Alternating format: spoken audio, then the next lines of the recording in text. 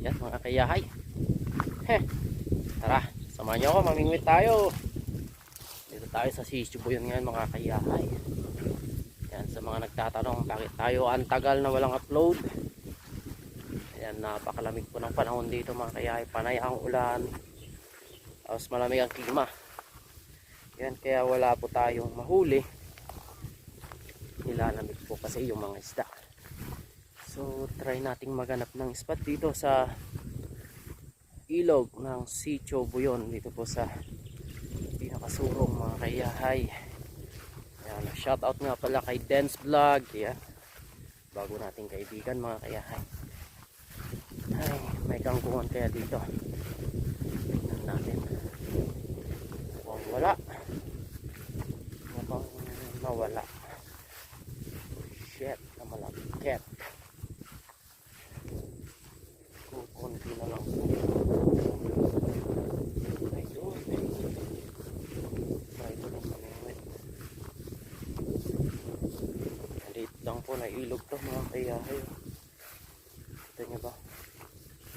Try natin mamain ng kangkong dito. Kung meron. Kaya magandang pwesto. Busog pa. Are. Ito maganda. Kaya lang. May kakain kaya. Mukhang wala namang kinainan. Yan o. Mukhang wala namang kinainan mga kaya. Ang ganda ng mga kangkong dito noon. Ayun, wala na. Malagkit. Yan mga kayahay. Lumipat po ako ng pwesto dito po sa surong. Wala na po kasing gaanong kangkong sa ating mga ilog ngayon dahil sa baha mga kayahay. So dito, try natin dito. Sakaling may mahuli man lang kahit pansahog mga kayahay.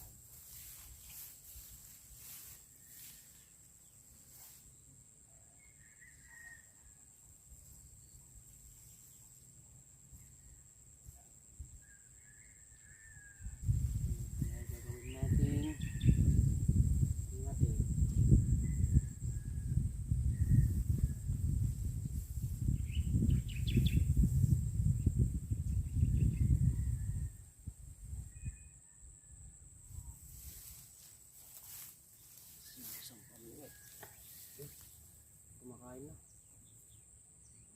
Tsampa tayo dito.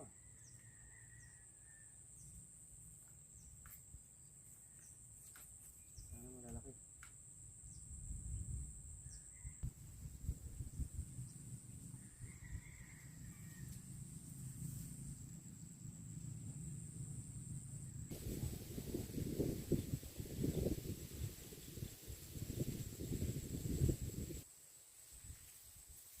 Ay, wala.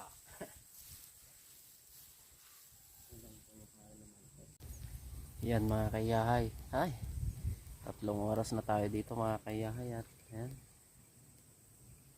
mga maliliit po yung mga kumakain. Tapos ayan, yung isa kong pangati dyan, oh, wala pang nakain.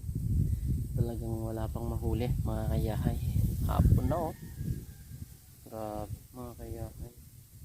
So yun ang dahilan Kuya John Paulo. Yan, kaya wala akong upload. So tis muna hanggang wait natin hanggang summer mga kaya. March, April, mga buwan na yan mga kaya. Yan, nakakain na sila pag summer. So ngayon malamig kasi masyado ang panahon mga kayahay. Ayan, oh, wala nga kahit pansahog man lang sana. So yun mga kayahay, upload ko na to para may upload naman ako. Yan, salamat po. Sa susunod punta ako sa ibang spot naman mga kayahay para tignan natin kung marami tayong mahuli o wala din. So Sitio Buyon, Ekis muna mga kayahay. Wala sa listahan ng ayan may mahuli. Okay mga kayahay.